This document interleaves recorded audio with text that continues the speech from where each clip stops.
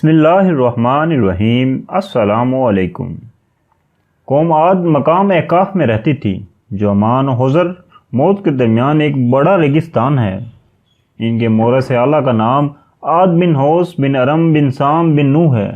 پوری قوم کو لوگ ان کے مورث اعلیٰ عاد کے نام سے پکارنے لگے۔ یہ لوگ بت پرست اور بد اعمال بد کردار تھے۔ اللہ تعالیٰ نے اپنے پیغمبر حضرت ہود علیہ السلام کو ان لوگوں کی ہدایت کے لیے بھیجا، مگر اس قوم نے اپنے تکبر اور سرکشی کی وجہ سے حضرت ہود علیہ السلام کو جھٹلا دیا، اپنے کفر پر اٹے رہے۔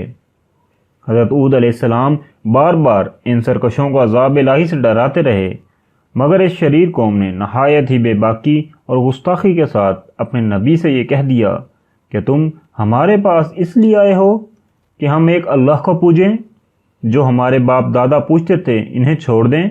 تو تم لاؤ جس کا ہمیں وعدہ دے رہے ہو اگر تم سچے ہو۔ آخر عذاب الہی کی جھلکیاں شروع ہو گئی۔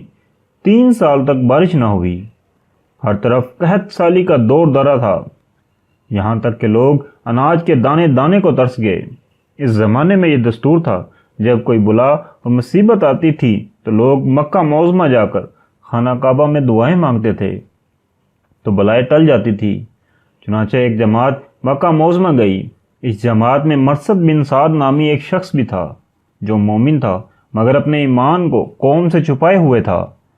جب ان لوگوں نے خانہ کعبہ میں دعا مانگنا شروع کی تو اپنا ایمان ظاہر کر دیا، تو قوم عاد کے شریروں نے اس کو مار پیٹ کر الگ کر دیا اور دعائیں مانگنے لگے۔ اس وقت اللہ تعالیٰ نے 3 بدلیاں بھیجی، ایک سفید، ایک سرخ، ایک سیاہ، اور آسمان سے آواز آئی، اے قوم عاد، تم لوگ اپنی قوم کے لیے ان 3 بدلیوں میں سے ایک بدلی کو پسند کر لو۔ ان لوگوں نے کالی بدلی کو پسند کر لیا۔ یہ لوگ اس خیال میں تھے کہ کالی بدلی خوب زیادہ بارش دے گی، چنانچہ وہ ابر سیاہ قوم عاد کی آبادیوں کی طرف چل پڑا۔ قوم عاد کے لوگ کالی بدلی کو دیکھ کر بہت خوش ہوئے۔ حضرت ہود علیہ السلام نے فرمایا، اے میری قوم، دیکھ لو عذاب الہی ابر کی صورت میں تمہاری طرف بڑھ رہا ہے۔ مگر قوم کے گستاخوں نے اپنے نبی کو جھٹلا دیا اور کہا، کہاں کا عذاب؟ کیسا عذاب؟ یہ تو بادل ہے جو ہمیں بارش دینے آ رہا ہے۔ یہ بادل پشم کی طرف سے آبادیوں کی طرف برابر بڑھتا گیا، اور ایک دم ناگہاں اس میں ایک آندھی آئی جو اتنی شدید تھی کہ اونٹوں کو معاون کے سوار کے ساتھ اڑا کر کہیں سے کہیں پھینک دیتی تھی۔ اتنی زوردار ہوئی کہ درختوں کو جڑ سے اکھاڑ کر اڑا لے گئی۔ یہ دیکھ کر قوم عاد کے لوگ اپنے سنگین محلوں میں داخل ہو کر دروازوں کو بند کر لیا، مگر آندھی کے جھونکے نہ صرف دروازوں کو اکھاڑ کر لے گئے بلکہ پوری عمارتوں کو جھنجھوڑ کر ان کی اینٹ سے اینٹ بجا دی۔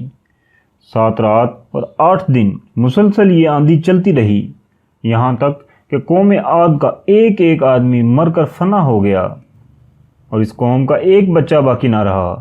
جب آندھی ختم ہوئی تو اس قوم کی لمبی لمبی لاشیں زمین پر اس طرح پڑی ہوئی تھی جس طرح کھجوروں کے درخت اکھڑ کر زمین پر پڑے ہوں۔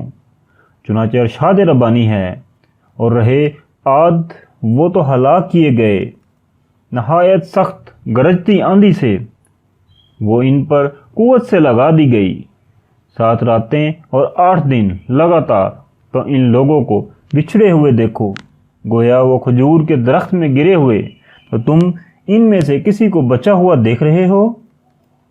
پھر قدرت خداوندی سے کالے رنگ کے پرندوں کا ایک غول نمودار ہوا جنہوں نے ان لاشوں کو اٹھا اٹھا کر سمندر میں پھینک دیا، اور حضرت ہود علیہ السلام نے اس بستی کو چھوڑ دیا اور چند مومنین جو ایمان لائے تھے ساتھ لے کر مکہ مکرمہ چلے گئے اور آخری زندگی تک بیت اللہ شریف میں عبادت کرتے رہے۔ قرآن کریم کے اس دردناک واقعے سے یہ سبق ملتا ہے کہ قوم جو بڑی طاقتور اور قد آور قوم تھی، اور اس لوگوں کی مالی خوشحالی بھی نہایت مستحکم تھی، کیونکہ لہلہاتی کھیتی، ہرے بھرے باغات ان کے پاس تھے۔ پہاڑوں کو تراش خراش کر ان لوگوں نے گرمیوں اور سردیوں کے لیے الگ الگ محلات تعمیر کیے تھے، اور ان لوگوں کو اپنی کثرت اور طاقت پر بڑا اعتماد تھا۔ وہ اپنے سامان، عیش و عشرت پر بڑا ناز تھا، مگر کفر اور بدعمالیوں بدکاریوں کی منحوسیت نے ان لوگوں کو قہر الہی کے عذاب میں اس طرح گرفتار کر دیا کہ آندھی کے جھونکوں اور جھٹکوں نے ان کی پوری آبادی کو جھنجھوڑ کر چکنا چور کر دیا۔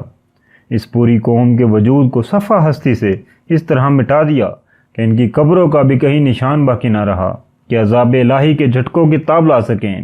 اس لیے جن لوگوں کو اپنی اور اپنی نسلوں کی خیریت بقا منظور ہے، انہیں لازم ہے کہ وہ اللہ اور اللہ کے رسول صلی اللہ علیہ وآلہ وسلم کی نافرمانی اور بدعمالیوں سے ہمیشہ بچتے رہیں اور اپنی کوشش اور طاقت بر اعمال صالحہ اور نیکی کرتے رہیں، ورنہ قرآن مجید کی یہ آیتیں ہمیں جھنجھوڑ کا سبق دے رہی ہیں کہ نیکی کی تاثیر آبادی اور بدی کی تاثیر بربادی ہے۔ قرآن مجید میں پڑھ لو کہ بہت سی بستیاں اپنی بدکاریوں بدعمالیوں کی وجہ سے ہلاک و برباد ہو گئی۔ دوسری آیت میں ذکر ہے کہ اگر بستی والے ایمان پر رہتے، تقوی اختیار کرتے تو ہم ان پر برکتوں کے دروازے زمین و آسمان سے کھول دیتے، لیکن ان لوگوں نے حق کو جھٹلا دیا۔ ہم نے ان کے کرتوتوں کی وجہ سے ان کو اپنی پکڑ میں لے لیا۔